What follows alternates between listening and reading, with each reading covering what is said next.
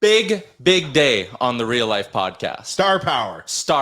That is a good way to put it. If people remember back, we have had an Arkells related incident on our show. Remember when I had to go to that thing in Calgary, but I had tickets the day before to the Edmonton show, and my girlfriend would have killed me if I didn't take her to the Arkells show. And we basically bullied you to go to the Calgary Arkells show instead of the Edmonton one. And we needed a listener to buy my Edmonton tickets, Max. It was a great thing. But lead singer of Arkells, Max Kerman, joining us on the show. How's it going, man? I'm doing good. Yeah, big old day. People are asking, like, how are you celebrating the new release? And it's like, we're not celebrating, we're working. Today is a work day. You know, it's like we celebrate when the final masters come back, you know, like a few months ago. Okay, the record's done. But today we're just in it, and it's good. Feels great to have it out. Take us through the writing process of how this came together. Did you have a couple songs written at first? Did you sit down and bang them all out in like a string of sessions? How did it come together?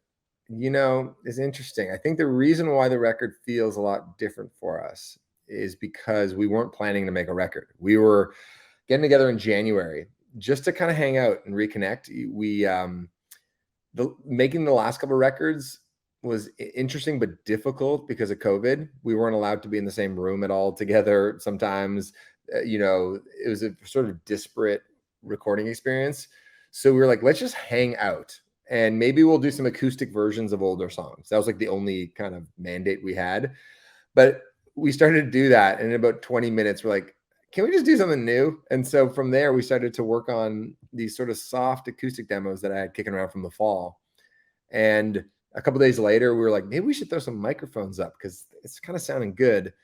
And then before we knew it, we kind of had a new album on our hands. And it was, I don't know, it was a very like cohesive, singular experience I think our band has had, where it was like, we're not working to make anything, and I think as a result, it turned out to be this like very like raw, honest thing. So how long did it take from kind of we're getting together to, oh my goodness, I think we have an album on our hands here? How long did that take? Well, we got together in like mid-January, and then by like March, I was like, I think this thing is like 75% done. Wow. Yeah, it was cool. I kind of hoodwinked the guys though, because I think the guys in the band are like, can you slow down a little, Max? And I'm always just trying to entertain myself, but I think they're like, I didn't say that we'd be making a record, and I didn't know that we'd be making a record. But then I was like, guys, let's just throw up some microphones. You know, who knows what will come out of this? We might as, and then, you know, sure enough, we had another record on our hands. You guys have been together for a long time now, formed in 2006. How do you find that the songwriting has changed for you guys since those early days to the new album coming out now? That's a good question. I think one thing I've learned as a creative person is it's really important that you're not dogmatic about your approach. Because I think the minute you start giving yourself like made up rules about like, well, I can only write in the mornings, or this is the only studio I can create in, or this is my guitar that I write my songs on, I think you're cutting yourself off from the world a lot. So I think for me, we've had different chapters. I think like, you know, when we first started writing as a band, you know, on our first record, it was just the five of us like in a jam space. You know, and then as we progressed and as technology has changed, like sometimes songs are started, you know, one guy is working on it like a musical piece, and you know, and we're working from a demo, and you know, we've worked with co-writers and producers, and yeah, I don't know, it changes all the time. This is actually funny. I'm getting a phone call right now from Frank Turner, who's a tour mate. Oh, let me pick it up. Frank, what's going on? Hey man, how are you? I'm good. I'm actually in the middle of doing a podcast, so you're on the air. But I'm on the hello world. Man, I don't mean to interrupt your podcast. I can call you back later. Okay, I'll call you back. Yeah, give me a call when you're free. Okay, bye. I like that. Album release day is it's a hectic one. We appreciate making time for us on your big day. Thank you. No, Frank is a legend. We toured with Frank in the UK. He's in California right now, I think, on tour, but he's an inspiration for us. But yeah, so I think, answer your question, is always changing. And I think this record is a very much like the one goal we had. It was like, let's make sure our fingerprints are all over it. And not to make it into this big grandiose thing with a bunch of different features or horns or this or that. Like, let's just try to keep it just the five of us as much as we can. I like that. New album, Laundry Pile. It dropped today. I saw the stuff you guys were doing in the lead up to this, and the different kind of promos. I saw you visited our boy Jay Onright as well and dropped off a little bit of vinyl for him. What was that like? Jay's a neighbor. Jay lives like maybe a 10-minute walk from me. And he's a real music fan too, and a real vinyl head. And also just very gracious. Like, you know, I think he has like a sterling reputation in the Canadian entertainment industry because he's like such a genuine dude. But yeah, we did this event yesterday in Toronto. We played the songs at a laundromat. We were like, how do we launch this thing? We're like, okay, let's think about it for a second. Okay, they're quiet, small songs, so we need a small space. The album cover is a painting. So it's like, what if we did it like an art gallery style showing? What if we hung a painting in a laundromat? Okay, that's interesting. What if we had small groups come in? So instead of like an hour-long show, each group gets one song. Okay, that's kind of interesting. What if we had a laundry bin with 10 t-shirts? Each t-shirt had a different song title, and a volunteer would choose a t-shirt from the bin, and that's the song they got, creating this like very singular experience. Cool. And I was like, okay, you know, I think we're just trying to connect dots. That's a lot of like just being in a band and being a creative person is just like creative problem solving. It's like you have like a general direction and a vibe you want to go, and then you kind of start piecing things together. That's cool. So that was kind of the lead up. What do the next, like you mentioned, the work isn't done just because the album's up. What's the next like 2 to 3 weeks look like for you guys? Yeah, we're touring. So the tour starts in Philadelphia. Actually, it's gonna be fun. I think Nick Nurse, former Raptors head coach, is gonna come, and we're gonna get a chance to hang out because he's just moved down to Philly to take over that job. And yeah, we'll be in the States for the next few weeks, and then we got some Canadian dates. And yeah, we're gonna keep busy. You know, I don't want to go with too much, but there might be something happening in your neck of the woods that I can't talk about yet, though. I like that though. A good little tease. Like it's crazy busy right now. I've had a chance to chat with your bass player, Nick Dyka, a bunch of times on my Blue Jays podcast. Right now, have there been moments where you guys are like trying to grind doing stuff and he's like watching the big Jays game on his phone, like off to the side? Yeah. Before we go on, he usually has it on his iPhone or something. He's like practicing, he's warming up, and he's watching the game. Yeah. That's my tie-in to bring this into a bit of a sporting direction. But you guys have had a ton of songs that become like sporting anthems, right? You think about Knocking at the Door. That was like a big Blue Jays song for a few years. I was watching the World Series like 2-3 years ago, and Eyes on the Prize was played going into the commercials. Years in the Making is one that's always in those like hype videos before a sporting event.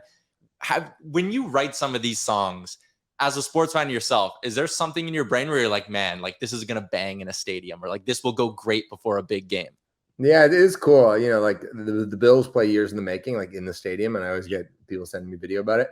I think in the early days, absolutely not, because we didn't think anybody would hear any of our music.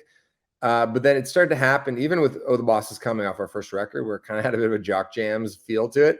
So now when we're working on stuff, we usually have a pretty good feel. If like, oh, you know what, that horn part feels pretty big to me, or you know, or the way I'm growling when I'm singing, or something. You know what I mean? Yeah. And so now we're not totally naive. Your first single is called "How to Win in the NBA." Don't it feel good, right? Yeah. They get really specific. It's like next song is called "Trade Deadline." You mentioned like a period in your guys' start where nobody was necessarily listening to the music yet. What was kind of like that first point? Was it maybe you guys in a van or in a bus or somewhere where you heard an Arkells song for the first time out in public? Nobody you knew was playing it. Do you kind of have like a moment where that kind of sunk in for you? Yeah, you know, especially in the early days, you know, radio was a bigger thing. And I remember coming home from a Canadian tour. We were opening for Matt Mays and El Torpedo in Toronto, and we were rolling down Sherbourne. And our song came on the radio, and we were so excited. We were just like in our band van, and we like rolled the windows down, and like nobody was around except like this old lady pushing a buggy. And I was like, this is us on the radio.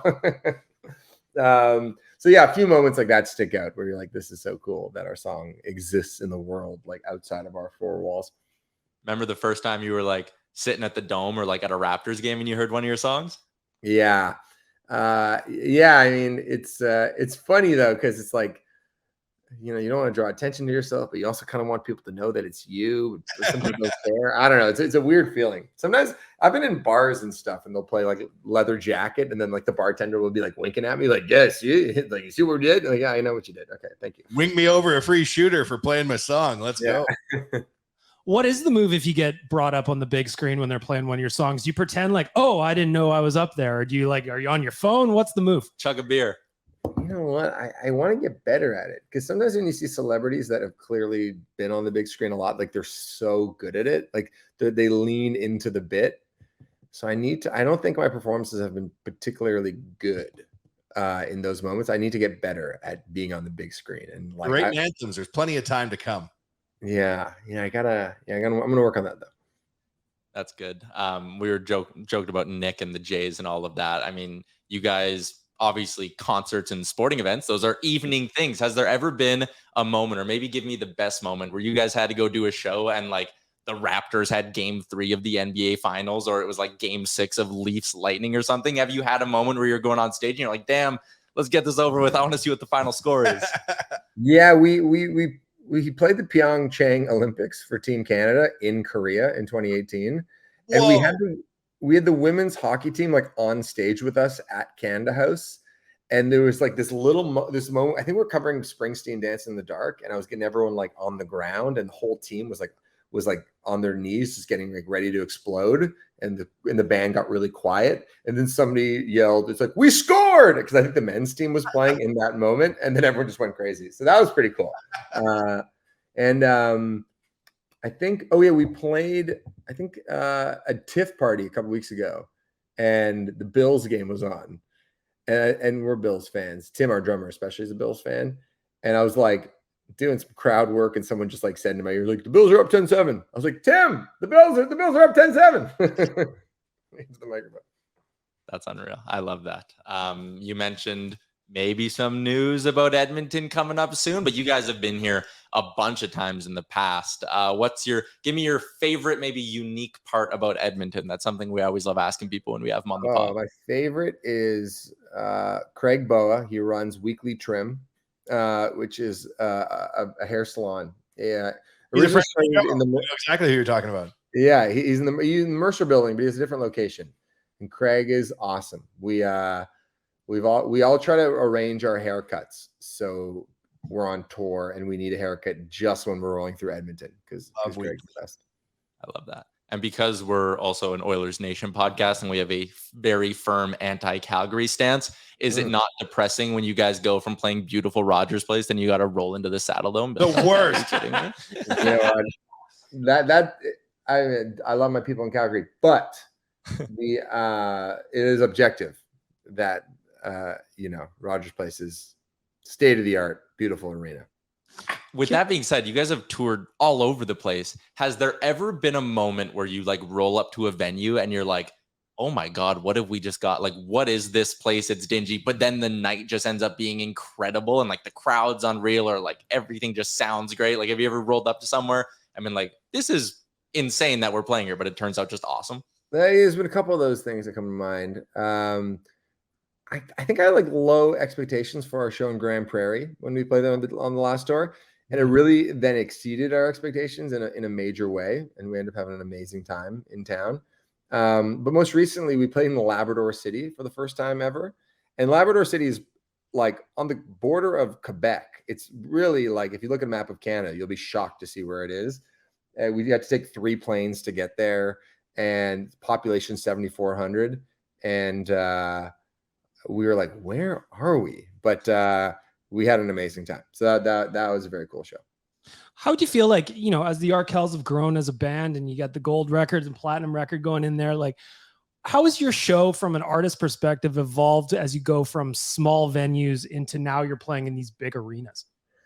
I think one of the reasons why we've been able to stay at it for so long is that we've been up for the challenge, and it's actually kind of exciting to try to like take on a bigger crowd. I remember like the first time we played the Danforth Music Hall, which has like a balcony in Toronto. I remember our agent said, just remember to talk to the people in the back. Like, it's important that you acknowledge them. I was like, oh, that's a good piece of advice. So now if we're playing, in Hamilton, we played at a football stadium, or we're playing, in some rinks in Canada. Like, I always do my best right off the top to kind of look up and point to the people in the very back and just kind of ask them how they're doing and make sure that they feel drawn into the show.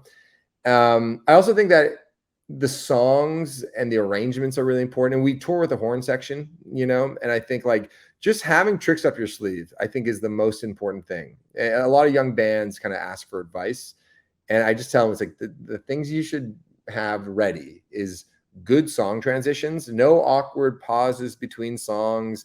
Think about what you're going to say. Think about how you're going to go from one thing to the next.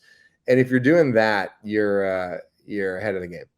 Was there a band in the early days that you looked up to kind of, you know, mirror your show from? Oh, there's so many. I mean, we continue just to rip off all of our favorite artists, seriously. But in Canada, you know, we feel really lucky because the generation just ahead of us had so many amazing indie rock bands that would come through Hamilton and play little clubs, but they would kind of blow us away. Like, you know, I mentioned Matt Mays and El Torpedo, the Constantines, the Weaker Thans, Joel Plaskett, you know, Feist, Broken Social Scene, you know, all those bands, the Weaker Thans, you know, they all opened for the Tragically Hip, and then we got to open for the Tragically Hip, and we got to see how the Hip did their work. So I think, yeah, the fact that we got to see so much talent up close when we were 17, 18, 19 years old made a huge difference. Last one I had for you. I was reading some other interviews that you've done, and in pretty much every sports podcast, they're asking you about your relationship with Nick Nurse. They're asking you about Kyle Dubas and how tight you guys are. But I want to spin this a different way. Is there one athlete somewhere that you look to and you're like, damn, I want to get beers with that guy. I want to hang out with that guy. Who is like on the list of people you haven't met yet in the sporting world that you want to get to know? That's a great question. Off the top of my head, I think Steph Curry has some people don't. I don't understand why some people don't like Steph Curry, but I think he's such an incredible leader, and he's actually underrated because, and I think about him and what the Warriors have done in the way that I think about bands, because keeping a band together is hard. Like, most bands don't survive, but most bands, you know, get tired of each other, or they aren't creatively inspired together. And that's when the work becomes less fun and the songs become less good. And I think part of our success is like keeping the work interesting. So I think about the Warriors. I'm like, why have the Warriors continued to be so good for so long? And I think it's because Steph is a selfless leader. And I think he shares the praise, and he's not about any drama. Obviously the NBA is such a drama filled league.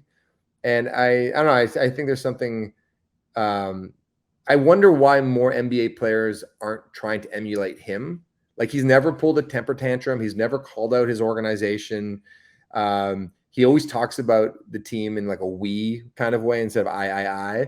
And I don't know. I just think he's got an incredible spirit, and that doesn't get talked enough about. So it'd be cool to pick his brain, see how he feels about things. I like that. As a fellow Bills fan, I thought I was walking you beautifully into a Josh Allen answer. Josh Allen seems sick too. Don't get me wrong. Love Josh Allen. All right. I think we're good here. I do want to end it on a shout out. My girlfriend is a massive Arkells fan. We go to your guys' shows whenever you're in Alberta. We've done 200 and some episodes of this podcast as a group. She has never listened to an episode, but today will be the first one she listens to, and it's because of you. Not because I'm here. It's only because of you. What's her name? So thanks for giving us some time, man. What's her name? What's your girlfriend's name? Amber? Yeah. All right, Amber, what's up? Can't wait to hang in Edmonton next time we're through. Hey, Amber, that was $1 million shout out. You have no idea the kind of favors you just allowed me to call in. Make sure to check out arkellsmusic.com for the tour dates and get your tickets. There's a whole bunch listed right there on the website. Thanks so much, Max. See you in Edmonton. Bye. Take care.